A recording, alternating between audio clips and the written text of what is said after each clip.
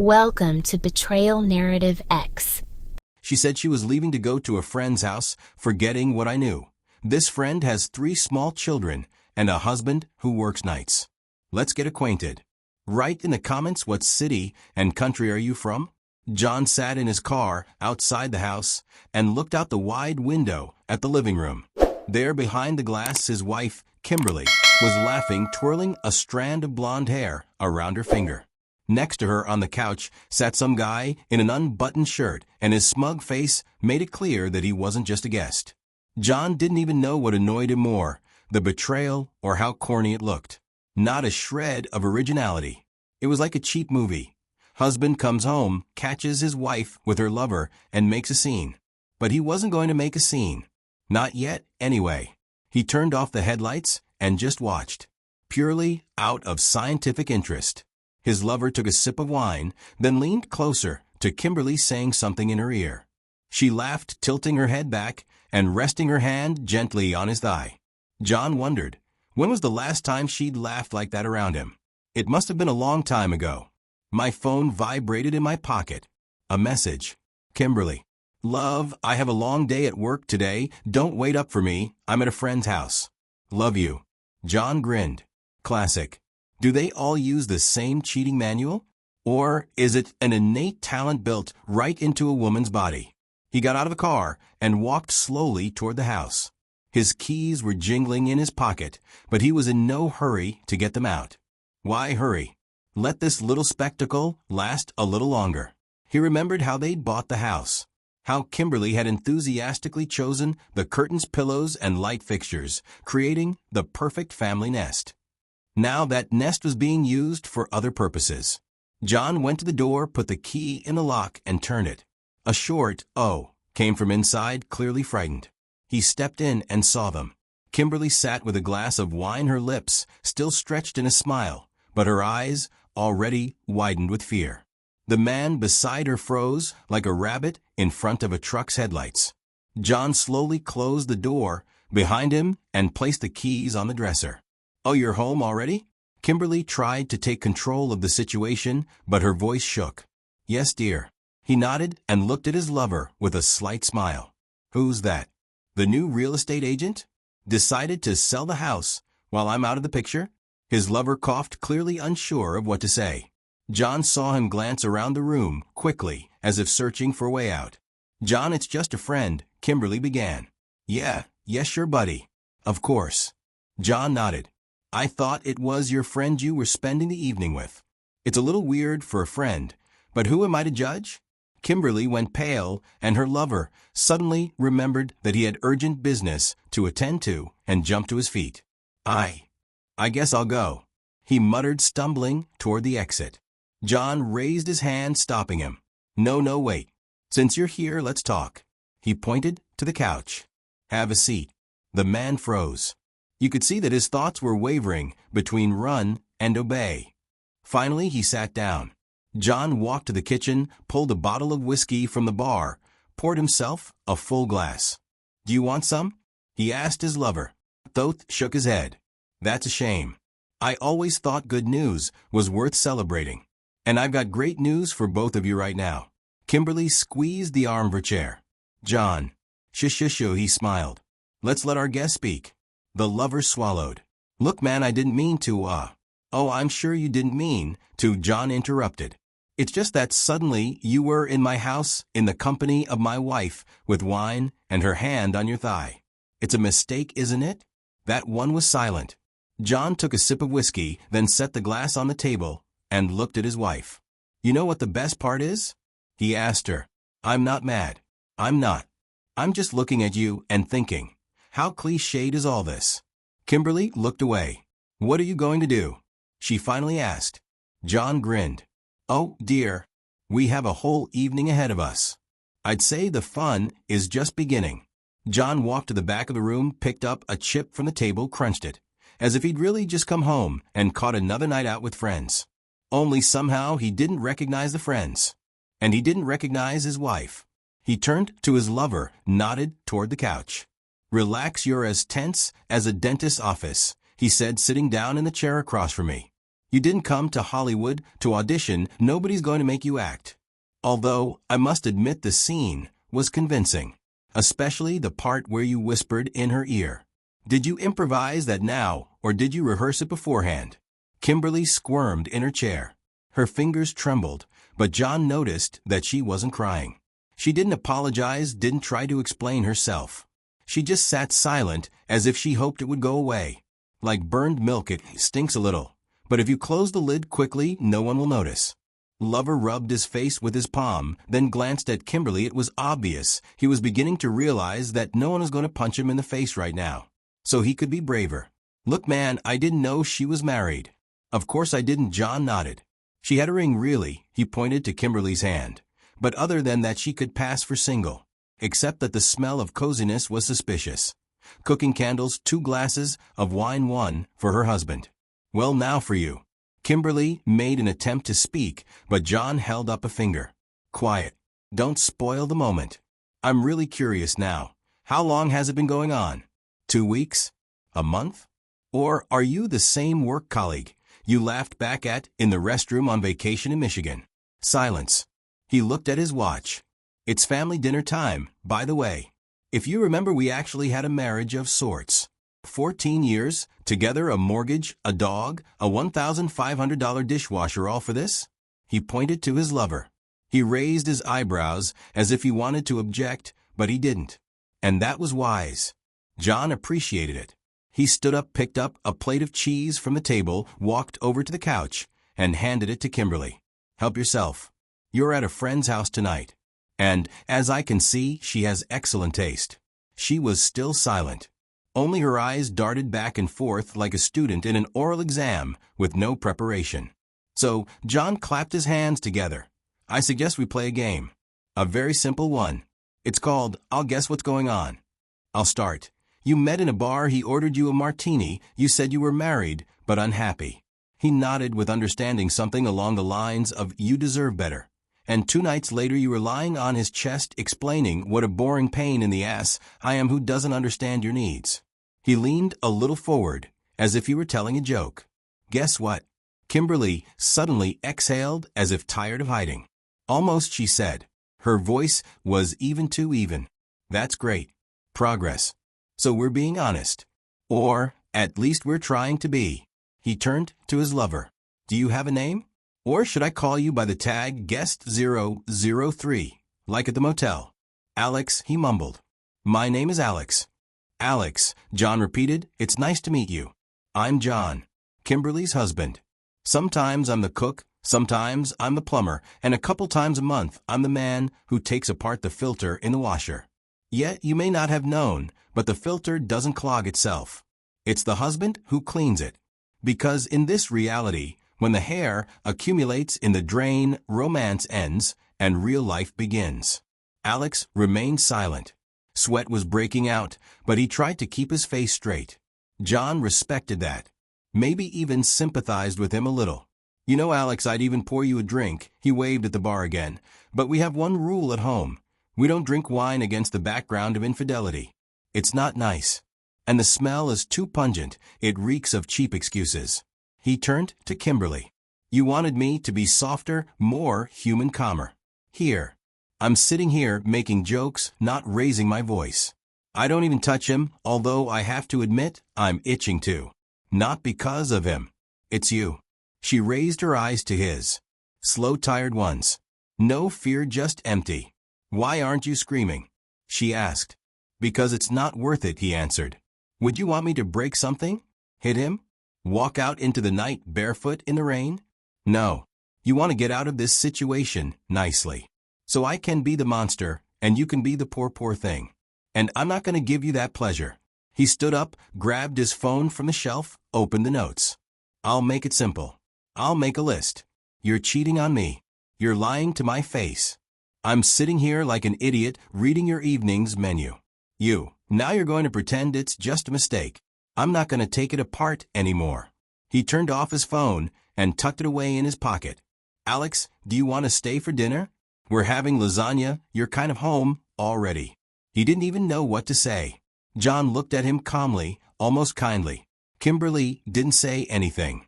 She just stared at one point, and John suddenly felt a strange lightness. It was as if everything inside had already broken down, and now he just wanted to watch this comedy play out to the end credits. John walked slowly around the room, as if he were looking at the interior like a buyer at an open house. He ran his finger along the back of the couch, looked at the wine Kimberly hadn't even finished, and then said it as casually as if he were asking who was last in line. "Anyway, I suggest you stay the night." He said it so calmly that for the first few seconds no one realized what he meant. Even the dog lying in the corner, lazily chewing on a toy, stopped doing that and stared at his master. "What?" Kimberly finally squeezed out. John turned to her with the most sincere expression he was capable of. "You were going anyway. Well, seriously, am I interrupting? Or do you prefer a motel in the country with mold on the ceiling and a bed that wobbles like a chair in a nursing home?" "No, I'd rather be at home. Especially since you're the hostess. And he's the guest of honor, as I understand it." Alex opened his mouth, then closed it, then opened it again, like he wasn't sure if he'd gotten permission to breathe in this reality. "Look, John," he began. "Not listen." John cut him off. "I'm not going to hear any explanations right now. I'm just suggesting that you stay. Seriously. The bed in the guest room is made, the comforter is warm, the towels are clean. It'll be just like a nice hotel, but without the registration. With a slight element of humiliation, but I'm sorry, that's our style." Kimberly looked at him as if someone else was standing in front of her. Maybe really someone else. Because the John who took out the trash reminded her of her dental appointments and checked the milk's expiration date obviously wouldn't make jokes like that. Or, on the contrary, he would, but only when he stopped fighting at all. "Are you kidding?" she finally asked. "No," he shrugged. "I just suddenly realized that I was tired of being normal. The one who always thinks about consequences, who says, 'Let's talk,' who forgives because family is important. You see, when everything inside has been burned out for a long time, the only thing left to do is watch. Like an experiment. So I'm watching." He poured himself another whiskey, this time almost to the brim. He took a sip in silence. Then he walked slowly past Kimberly to the guest room door. "This, Alex, is where you'll be sleeping. Don't worry, the mattress is firm, your back won't fall through. In case you need a brush, we have a spare. Bought it in case my brother comes, but I guess it's for other guests now. I'm not even going to listen to you. I'm not interested in your excuses or your feelings, or we just happened.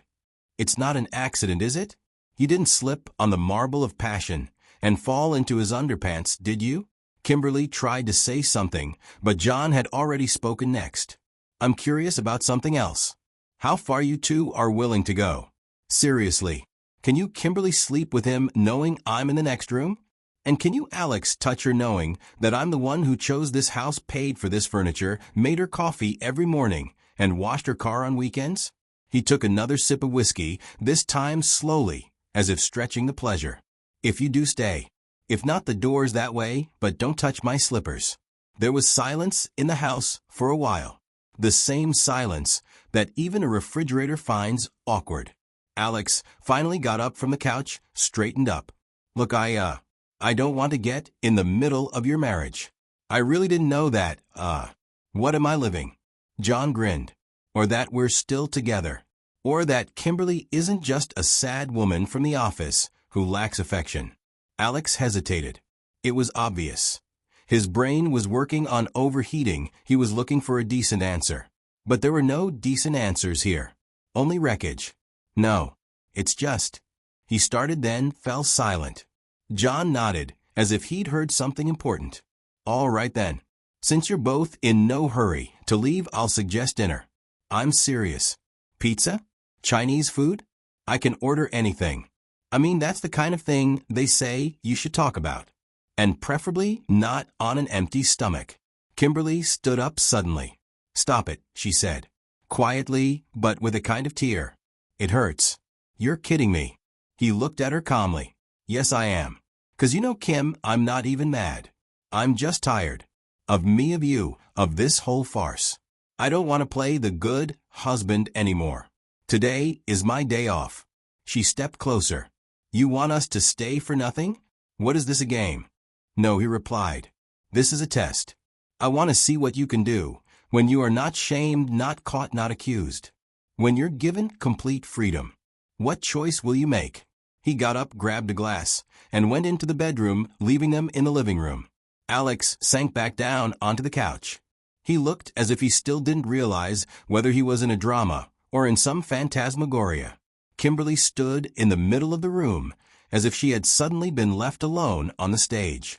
And John went to bed and turned on the TV. An old episode of a sitcom, laughing off-screen stupid jokes. Everything was so unbelievably quiet. He didn't know if they would lie down together tonight. But he didn't care anymore. Let them choose. No drama, no tears. He just wanted to know if they could. In front of him. In his house. On his bed, figuratively and literally.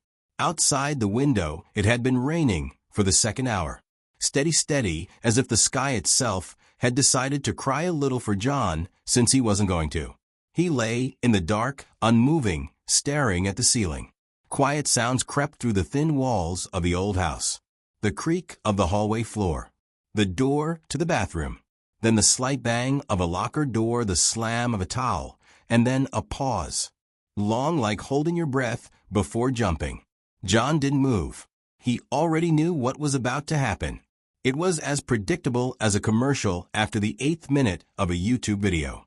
Footsteps. Slow, cautious. Almost silent. Like a guilty cat sneaking to an empty bowl. But it wasn't a cat. He stared at the ceiling and counted. 1, 2, 3.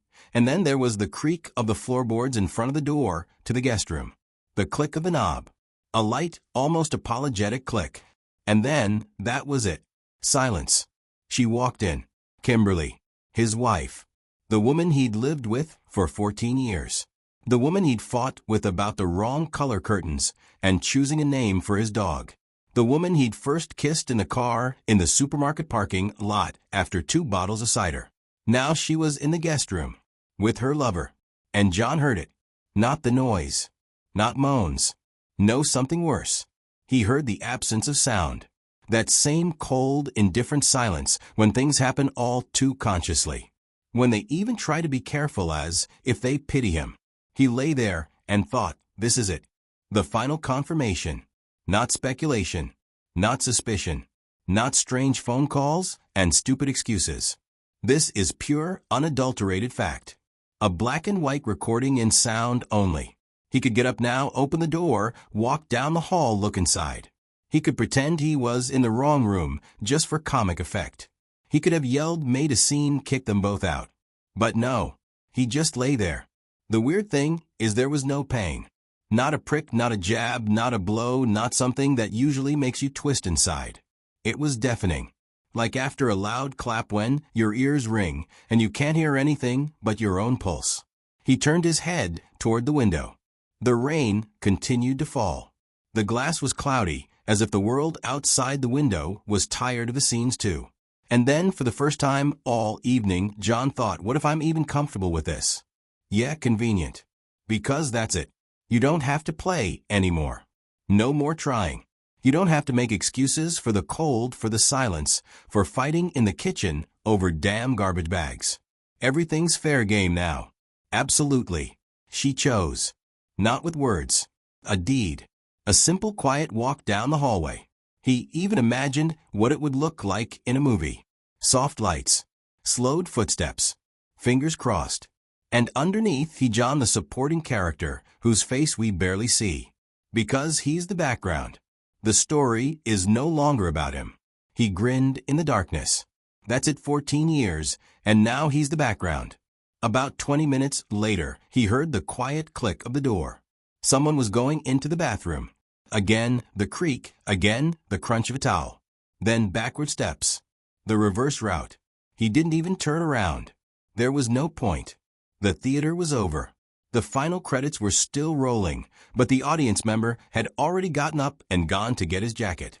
He remembered the one time he and Kimberly had gotten into a fight over something stupid. She'd erased his show from the DVR to record some stupid cooking show. He said at the time that he didn't care, but actually held a grudge for 2 days. And now, years later, now it's not a TV show, it's an actual drama. Only there's nothing left to record. He turned his phone off. Just because he didn't want to talk to anyone. Not his friends. Not his mother. Not to himself. It was almost morning when he got up and went into the kitchen. Made himself some tea. No sugar, no honey. Hot as if the steam would do anything to warm his insides. As he passed the guest room, he glimpsed the door ajar. The room was dark, but he could hear breathing. 2 different rhythms. One was quiet, confused. The other a little snoring. So they're asleep. Quietly. The toaster crackled quietly in the kitchen. Eggs sizzled in the frying pan.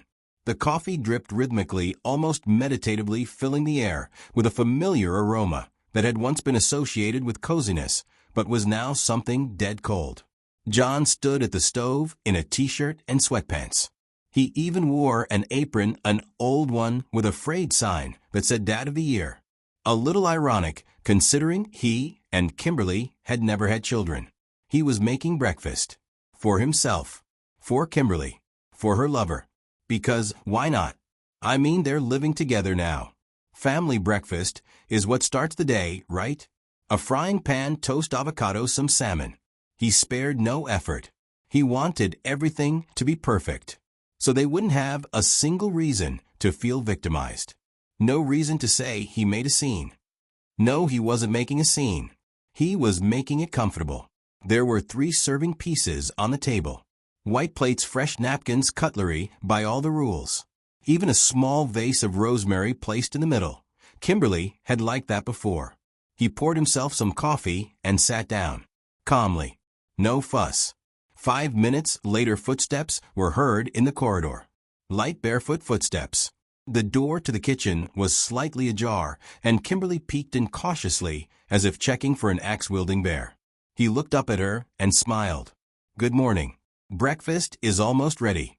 How do you want Alex's eggs, runny yolk or hard? She didn't speak.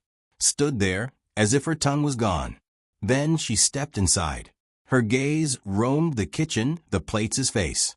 Are you cooking? Of course I do. I'm always cooking. Especially when there are guests in the house. He looked at his watch. I hope he doesn't like to go to bed before noon, or the bacon will get cold. By the way, do you like your bread a little burnt or soft? I forgot. Haven't asked in a while. Kimberly walked slowly to the table, sat down. Didn't eat. Just stared. What are you doing, John? She asked quietly. He sighed, stood up, picked up the skillet, and placed the omelet on plates. Breakfast. What else am I supposed to do? Yell? Make a scene? Throw a frying pan at you? Or maybe throw you and Alex and your suitcases out on the lawn? No. That's too movie-like. I've always been a realist. The door creaked open again. Alex appeared, dressed in John's t-shirt, ironically as if ordered by fate. On his chest was the inscription, Grill Master. He froze at the threshold, seeing the table and John's gaze. He seemed to be looking for a trap, the button he was about to push, and boiling coffee would pour out of the ceiling. Good morning, Alex.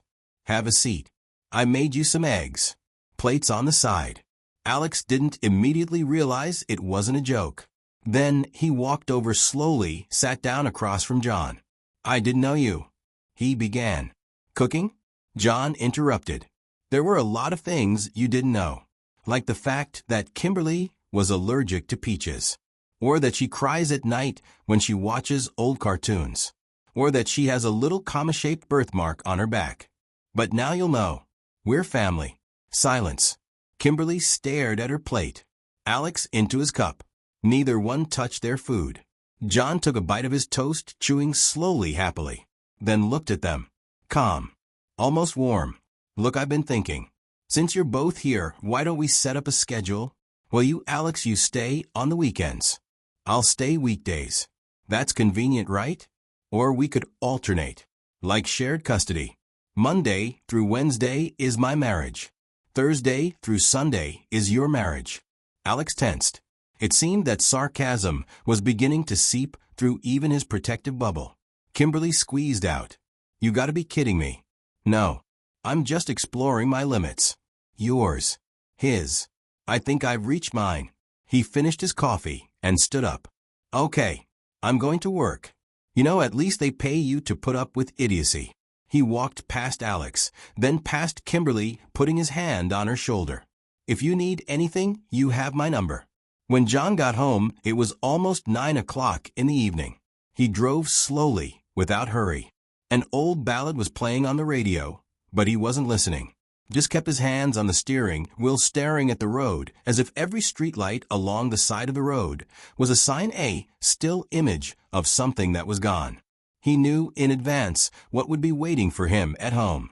Not noise, not tears, silence. The kind that hides trying to get something back when it's too late. The house was dark, only the light above the kitchen was on. John walked and took off his jacket, put his keys on the shelf. Her voice came from the living room. "John?" He didn't answer right away. He went to the kitchen, poured himself some water, took a couple of sips. Only then did he turn around. She was standing in the doorway, in a t-shirt and shorts, barefoot. Her hair was in a careless bun. She looked tired, her eyes puffy. She'd been crying. But John looked at her without anger. Not even regret. Just staring. Like a stranger who'd opened your door by mistake. "Can we talk?" she asked. He shrugged. "We can. Only if you're sure you want to hear it." She nodded, walked slowly into the kitchen, sat down at the table. He remained standing. "Alex is gone," she began. "I didn't doubt it," John nodded. He didn't look like a man who could handle reality, especially one like this. He said it was all too abnormal. "Oh, I couldn't agree more. Having breakfast with the husband of the woman you just slept with is rare. I'd say unique. You have a knack for surprises." She lowered her eyes. Her fingers slowly twirled the ring on her hand. Still wearing it. John noticed it, but he didn't comment. "I made a mistake," she whispered. "I thought that you were distant, that we were just living next to each other." He nodded, taking another sip of water. "You know, Kim, you're not wrong about one thing. I really am estranged. Not because I stopped loving. It's because I'm tired of dragging through a relationship where one person pulls and the other pretends. Did you miss me? I missed you too. But I didn't go looking for comfort in other people's beds. I just learned to keep my mouth shut." She glanced up at him. "Why didn't you say anything then? Why? Would you have heard? Or would you say it's just a phase again? We've always been a phase. When I was tired, it was a phase. When I didn't want passion and kisses, it was a phase. When I asked uncomfortable questions, it was a phase. And now it's become something more concrete." She exhaled heavily. A pause hung in the air like a dense fog. Then she said, "I want to make it right. I'm ready. I won't do it again." He put the glass in the sink, turned to her. He stood across from her. He spoke evenly. No rage. No hardness. Just honest. "Don't be prepared. This isn't an exam you can retake. This is life. And you've already passed it with a 0. You see, Kim, I'm not leaving because I've forgiven you. It's because everything inside of me is over. There's nothing. Not even the desire for revenge. Just emptiness." She nodded, but there was a flicker of fear in her eyes. "Do you want a divorce?" "I want quiet. I want to wake up and not feel like I'm living in a house with someone who can calmly lie to my face, then sleep in the room across the hall and eat my eggs Benedict in the morning like nothing happened. So yeah, I want what comes after, even if it's loneliness. At least it's honest." She jumped up. The tears came back. But he didn't even blink. I was stupid. I didn't realize you were like that." He tilted his head slightly. "Which one? So cold. So detached." He grinned. "No, Kim. I'm just finally being the man you've always wanted me to be. Out of the way. No pressure. I don't talk back. I don't demand attention. No fighting. And this is the result. You like it? I'm sleeping in the guest room. I'll come by tomorrow morning to pick up my stuff. In a couple days, you'll get your papers. I'll do the paperwork myself. Sign it when you can." 3 days after their last conversation, John sat at the airport holding a paper cup of coffee and staring out the window. His flight was delayed, but it wasn't annoying. He didn't have much urgency at all now. The scoreboard read Chicago, delayed 1 hour 15 minutes. He wasn't going to Chicago, he was going farther. A connecting flight to Montana. To some tiny town whose name sounded like something you'd see written on a bag of organic cookies. There was nothing there but rolling hills, an empty road, a couple of hotels, and one lake. In his backpack, a few books, a thick notebook, an old iPod he'd pulled out of a box of junk. There were still playlists from 10 years ago. Rock, some jazz, a few silly pop songs he and Kimberly had danced to in the kitchen in 2014. He arranged for the documents through a lawyer. Everything went according to standard procedure. No scandals, no claims. Kimberly signed the papers the same day. Not one note. Not a single text. Apparently, she realized this was really the end. Not the kind where there's hope that someone will come back. When he was announced for boarding, John stood up slowly, headed for the exit. Not a single familiar face. Not one person to smile at. For the first time in a long time, no one knew him. And it felt almost like freedom. The plane was half empty. He took the window seat, turned on the music, reclined the seat, closed his eyes. And, instead of pain, he felt silence. Not the kind of silence that presses, but one where he could finally think. He was remembering. Not the cheating. No, she was no longer sick. He remembered everything before her. How she'd first stayed overnight at his place, how she'd reached into the fridge for ice cream at 3 in the morning and said, "If you don't have strawberry, we're out of the way." Then he drove to the gas station just to hear her laugh. He remembered how they glued wallpaper together, how they fought over lunch, how they drank wine in the garage, sitting on folding chairs, because they had no furniture or money then. He flew into Montana late in the afternoon. The airport was like a village station. Wooden benches, one terminal, a chip machine. The cab driver was silent the whole way, only nodding when John showed him the address. The hotel was simple. A small room, a clean bed, an old TV. John dropped his backpack, opened the window, and heard only the wind. No cars, no voices. Just the rustle of trees. He sat down on the edge of the bed, pulled out a notebook. Opened to the first page. He wrote, "It doesn't hurt. Just quiet. Just like there's nothing else to clench in my fist." He wanted to be evil, but it didn't work. He wanted to be a tragic hero, and he didn't either. He turned out to be an ordinary man who realized one day that he had held marriage in his hands like a hot cup for too long. And now his fingers are burned, but the cup is gone. The next morning, he went to the lake. It was cool, the sky was clear, the water was almost mirror-like. He sat on the pier, dangled his legs, and turned on some music. There was an old song from his youth playing. And to it, he suddenly just smiled for the first time in a long time. He didn't know how long he'd be here. Maybe a week. Maybe a month. Maybe he'd leave tomorrow. He didn't have a schedule anymore.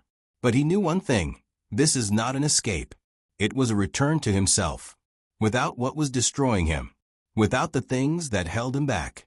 Without the lies of others and his own hopes. Suddenly, he felt a strange thing. He doesn't hate Kimberly. He doesn't despise her. He's not angry. He just doesn't want to go back. And that was the most important discovery of all. On his third day in town, John went to the little cafe on the corner.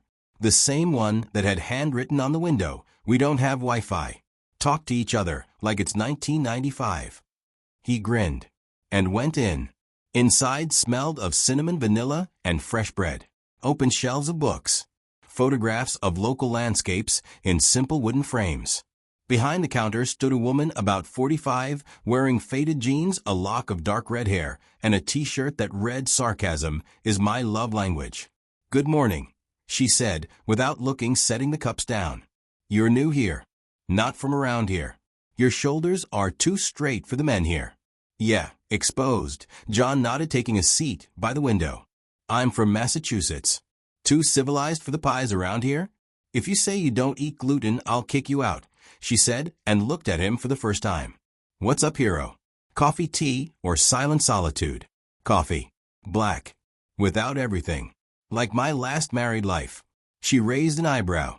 She smiled at the corner of her mouth the way those who know what it's like to lose, not suddenly, but a little at a time. It was unexpectedly honest. Usually newcomers pretend to be in search of themselves first, and then they spill their philosophies. You've jumped past the first stage. I'm not looking for myself. I'm just taking a break. From everything. She brought coffee, sat across from me. No shyness. As if they'd known each other a long time. I'm Megan, the owner of this humble coffee shop, the local pain in the ass, the occasional soul saver. And you're the one who's leaving something, but doesn't know where you're going yet.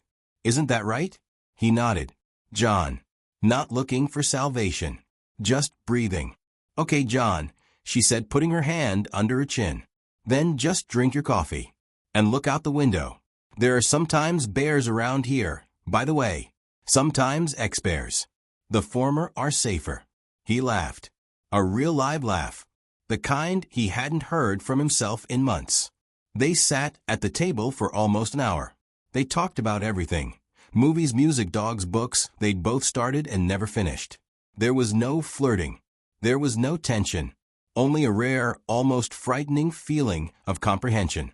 When he left the cafe, the sun was already breaking through the clouds. The air was fresh, cool, and light. For the first time in months, really light. The next day, he came in again. Then, again. A week later, they went to the lake together. Just to sit, drink coffee from a thermos, and be silent. The silence with her was different. Not pressured. Not tense. It didn't demand explanations. Megan didn't ask too many questions. Didn't pull the past out of him. She just was. And that was enough. We're both a little broken, aren't we? He asked one evening, as they sat on the steps of her house, wrapped in plaids. No, she replied. We just don't pretend to be whole anymore. He nodded. That was fair. They didn't kiss. Didn't take big steps. They didn't need to. Everything that needed to happen had already happened. Someone stayed when they shouldn't have. On the 10th day, John sat down on the lake shore, pulled out a notebook. He opened the last page and wrote, I have not forgotten. And I haven't forgiven. I just stopped living in the past. And here, amidst the silence, in this strange place, I realized for the first time that I could be happy. Not with someone. Not because of someone. Just by myself. And that's a damn good start. He closed the notebook. He got up and walked back to the cafe. Megan was already setting up chairs, getting ready to close. He tapped on the glass. She smiled and opened it. Late. The kitchen is closed, she said. What about coffee? Coffee, always. He walked in. And for the first time in a long time, he didn't feel like a stranger in his own footsteps. Thank you for watching, and I will see you in the next video. If you like the story, please give this video a thumbs up and leave a comment below. Your support helps the algorithm show my content more often. If you are new to the channel, do not forget to hit that subscribe button. It really helps me keep making more stories for you.